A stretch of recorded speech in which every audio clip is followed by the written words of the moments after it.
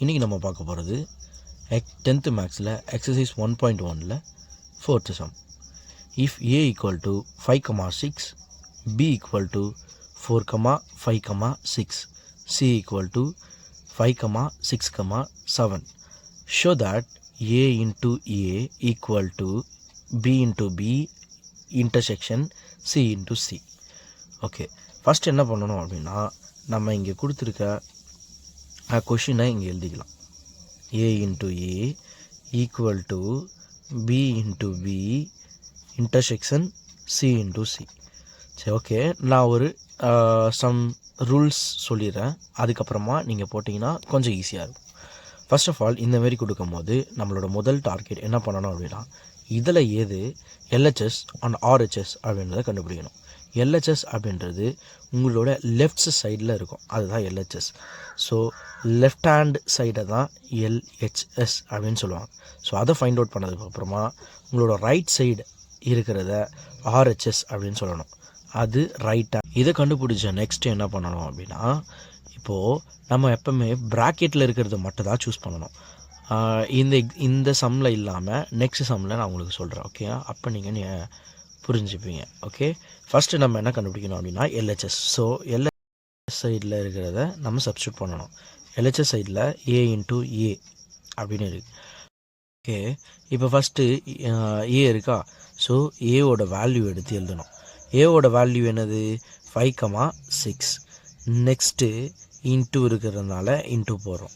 Next ஏவோட value 5,6. So இப்போ என்ன பண்ணணும், இன்ட்டு பண்ணணுமா.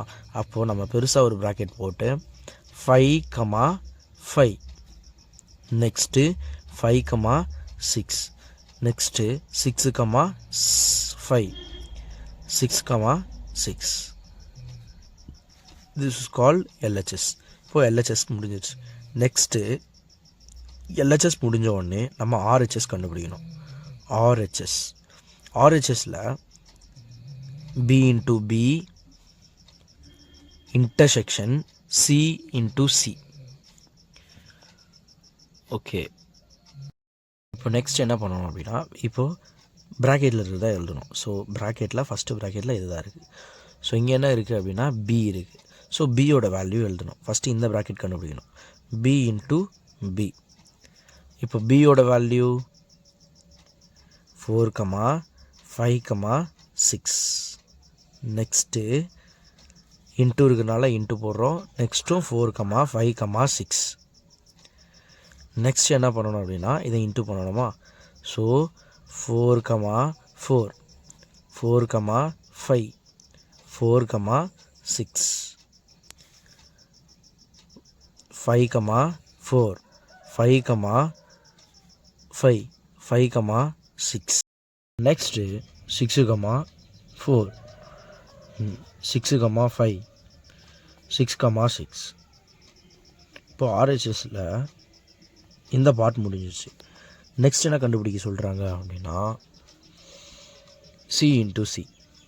Okay, c into c. சியோட வேல்யூ 5,6,7. நெக்ஸ்ட் என்ன இருக்குது, இன்ட்டு. ஸோ இன்ட்டு போகிறோம். நெக்ஸ்ட்டு c மறுபடியும் c தான் இருக்குது. ஸோ 5,6,7. இப்போது இதை இன்ட்டு பண்ணணும். ஸோ 5,5, 5,6, 5,7,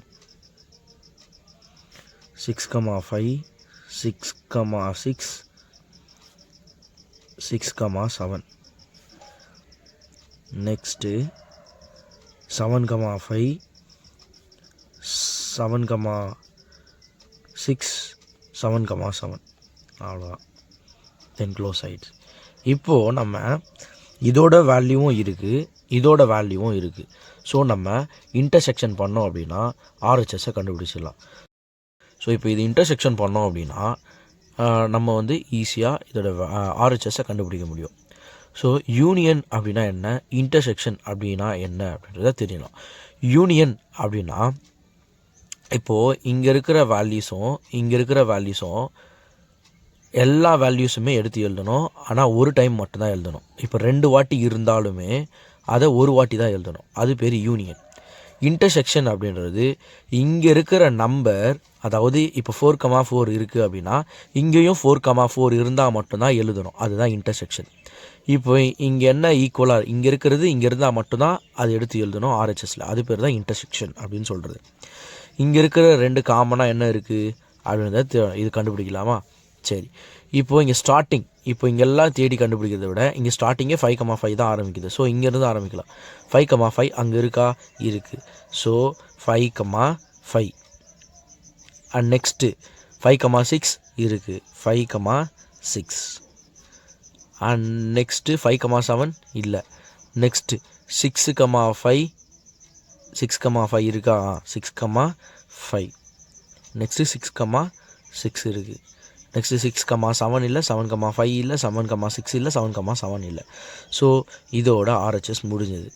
இப்போது நம்ம போட்ட ஆன்சர் கரெக்டாக அப்படின்னு ஃபைண்ட் அவுட் பண்ணுறதுக்கு எப்படி கண்டுபிடிக்கலாம் அப்படின்னா, இப்போது ஆர்ஹெச்எஸில் வந்த வேல்யூ அப்படியே ஒன்றும் மாறாமல் எல்ஹெச்எஸில் இருக்கும். ஸோ அப்படி இருந்தால் மட்டும்தான் நம்ம கரெக்டாக போட்டிருக்கோம் அப்படின்றத ஐடென்டிஃபை பண்ண முடியும். 5,5 5,5 5,6 5,6 6,5 6,5 6,6 6,6 அப்படின்னும் போது அப்போ இது கரெக்டாக இருக்குது. So therefore LHS equal to RHS, hence proved.